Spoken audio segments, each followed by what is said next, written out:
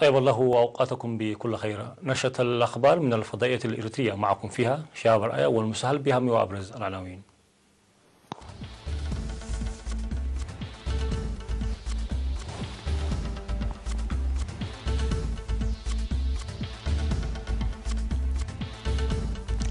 فرع الجبهة بشمال البحر الأحمر والعمل لتعزيز وعي الشباب. دعوة لتعزيز اللقاءات الجارية بين الشعب والمؤسسات الحكومية. الدفع بالدورات المهنية للشباب في عنسبة. داعش يعلن المسؤولية عن الهجوم على وزارة الخارجية الليبية. مئات القتلى وآلاف المشردين جراء تسونامي إندونيسيا. والكوريتان تقيمان مراسم بدء مشروع للنقل البري.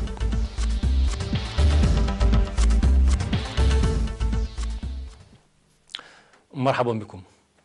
أكد مكتب الجبهة الشعبية للديمقراطية والعدالة في شمال البحر الأحمر في الاجتماع الذي عقد في 23 و24 بمدينة مصوع، أكد على بذل الجهود الحثيثة بالتركيز على توعية الشباب. وفي اللقاء الذي قيمت فيه الأنشطة الجارية في المجالات السياسية والتنظيمية والإدارية والثقافية والأمنية ونتائجها، نوه سكرتير المكتب السيد حيلة ولا برهان إلى العمل بقوة ووعي وتنظيم مضاعف في هذه المرحلة الراهنة بالاستفادة من التجارب المكتسبة في تنفيذ البرامج والحفاظ على القيم المتوارثة. من جانبه قال حاكم الإقليم العميد تخل لبسو إن نسائم السلام تهب في المرحلة الراهنة نتيجة للتحلي بالصمود والسياسة الواعية والوعي العالي والخطط الدبلوماسية والتنموية الجيدة، مشيرا إلى أن البرامج الموضوعة للتنفيذ في العام القادم ستنجز بالمشاركة الجماهيرية الواسعة. وفي الختام قدم المشاركون آراء وتوصيات أهمها التعرف على المشاكل السائدة في الخدمات الاجتماعية وإيجاد آليات الحلول السريعة لها وإعادة النظر في تعرفة الخدمات الكهربائية ومنح اهتمام أكبر لخدمات المياه والمواصلات وضمان استمرارية السيمينارات الآنية الموجهة للشباب. دعا المشاركون في اللقاءات الشعبية المنظمة في الإقليم الأوسط بين الجهات الحكومية والمواطنين دعوا لاستمراريتها بشكل أكثر دقة وتنظيما لما تلعبه من دور محوري في تعزيز الوعي وخلق فهم موحد وتوضيح الاستفسارات الآنية ومكافحة الجرائم. جاء ذلك في الاجتماعات المنظمة بداية من 9 وحتى 23 من ديسمبر الجاري في مديريات أخريا، ترافولو، تساسرات، عداق حموس، مايتماناي وأربعة أسمرة وغيرها من المديريات في الإقليم، حيث قدم فيها توضيح مسهبا من قبل المسؤولين المعنيين حول تطور برامج التنمية والمساهمة الأهلية والتعرف على القصور والتحديات التي تواجه المديريات وإيجاد آليات الحلول لها.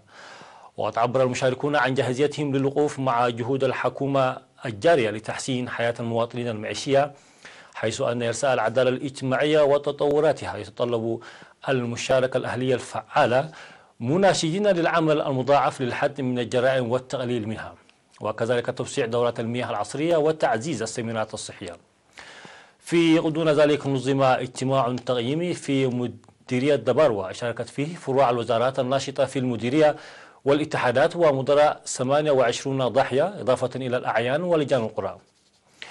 وقدم السيد فروانجل تخل هيمانوت مدير المديرية تقريرا مفصلا أوضح فيه بتوزيع أراضي الملكية في 8 قرى ل900 مواطن والسيطرة على دورة الحشد الخريفية المتنقلة التي ظهرت في 135 هكتارا وتسير مهام ناجحة، بالإضافة إلى صيانة 26 كيلومترا من الطرق الفرعية وقرص حوالي 16,000 من شتول البن، مشيرا إلى نجاح 95 منها.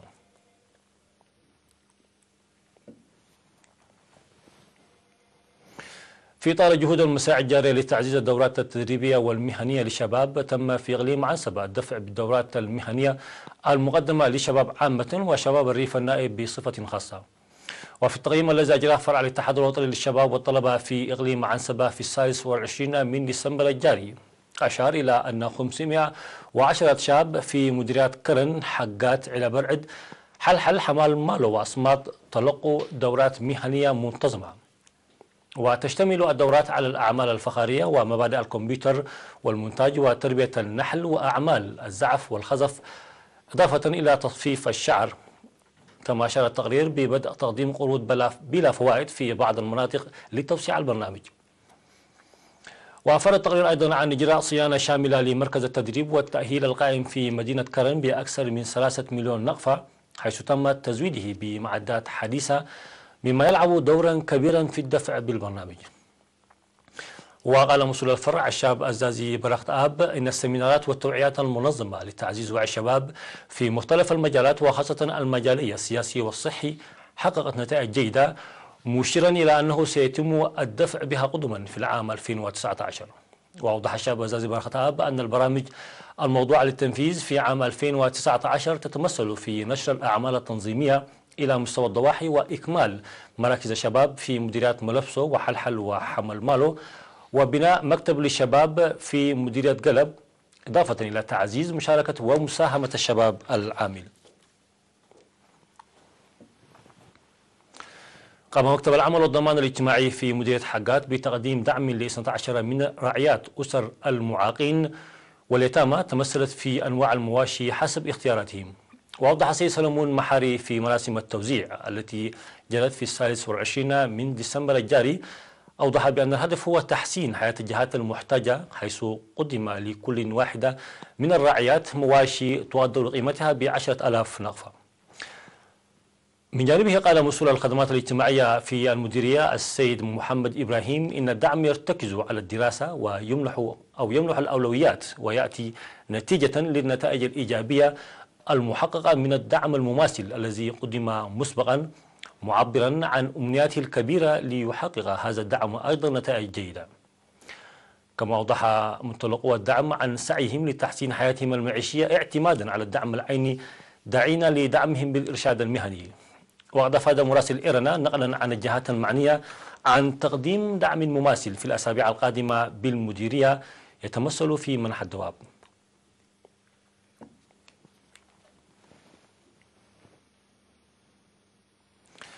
تخرجت 55 من الفتيات التي تلقين دورات مهنية استغرقت 4 أشهر ونظمت بالتعاون بين الاتحاد الوطني للشباب والطلبة والاتحاد الوطني للمرأة الإريترية في مديريتي تسني وقلوج.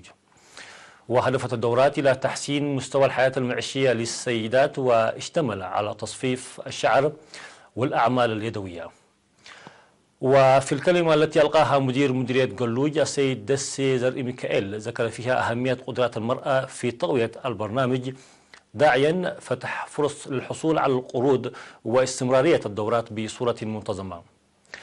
في غضون ذلك أوضح فرع الاتحاد بالجنوبي على تقديم دورات مهنية ل 145 شابا والتوزيع جوائز تشجيعية ل 228 طالبا حققوا نتائج عالية في امتحانات الشهادة المتوسطة، وذلك بالتعاون مع فرع التعليم في الإقليم.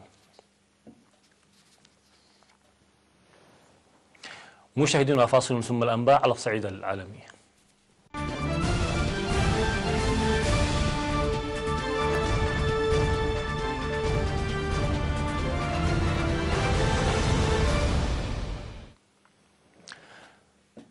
قالت وكالة أعماق التابعة لتنظيم الدولة الإسلامية إن التنظيم أعلن مسؤوليته عن الهجوم على وزارة الخارجية الليبية في طرابلس. وأضافت أعماق أن 3 من أعضاء التنظيم نفذوا الهجوم الذي أودى بحياة شخصين على الأقل. وقال مصدر أمني إن المهاجمين ال3 بدأوا الهجوم بسيارة ملقومة وألحقوا أضرارا بمركبات ومبان، ثم فتحوا النار باتجاه الوزارة، وتمكن 2 منهم من دخول المبنى والتفجير نفسيهما بداخله، وقتل حارس الوزارة المهاجم الثالث. وندرت بعثة الأمم المتحدة للدعم في ليبيا بالهجوم، مؤكدة الحاجة إلى منع الجماعات الإرهابية من تحويل ليبيا لملاذ ومسرح لإجرامهم الأعمى.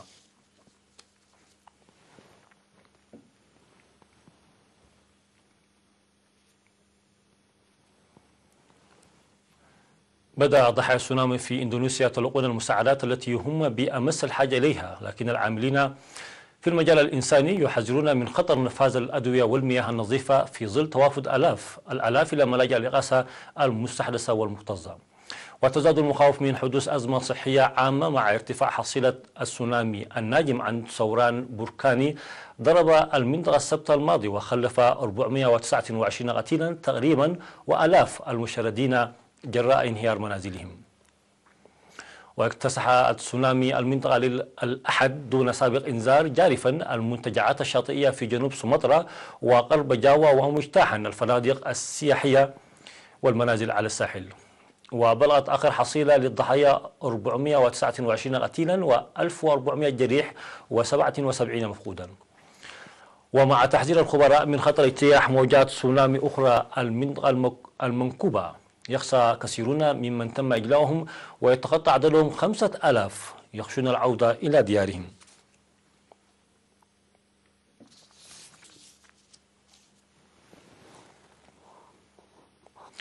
قال مسؤولون إن الكوريتين عقدتا مراسم لإقامة مشروع يربط خطوط السكك الحديدية والطرق بينهما، وإن كان البدء في التنفيذ مستحيلا في ظل العقوبات المفروضة على البرامج النووية والصاروخية في كوريا الشمالية.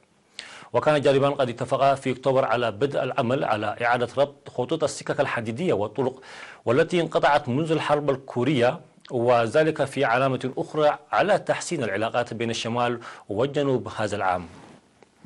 وتحرك قطار خاص يقل وفدا من 100 مسؤول كوري شمالي وكذلك مسؤولين من الأمم المتحدة والصين وروسيا ومنغوليا وفقا لما ذكرته وزارة الوحدة في كوريا الجنوبية. وذكر مسؤولون كوريون جنوبيون إن الولايات المتحدة ومجلس الأمن الدولي أبديا دعمهما للمراسم، لكن بدء تنفيذ المشروع مستحيل مع استمرار العقوبات التي تعيق شحن منتجات الطاقة والمواد المعدنية والإمدادات الأخرى.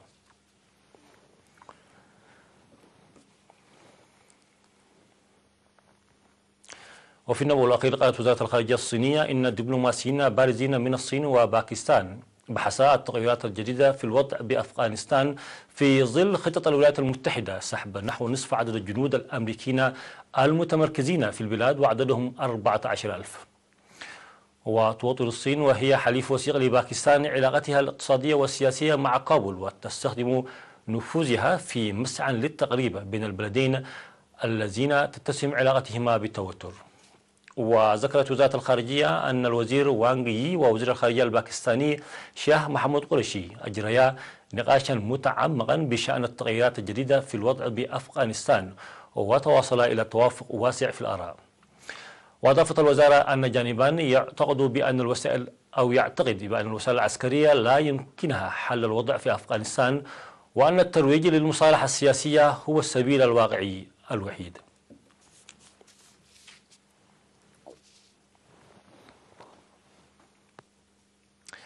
نهاية النشرة، شكرا لكم على حسن المتابعة.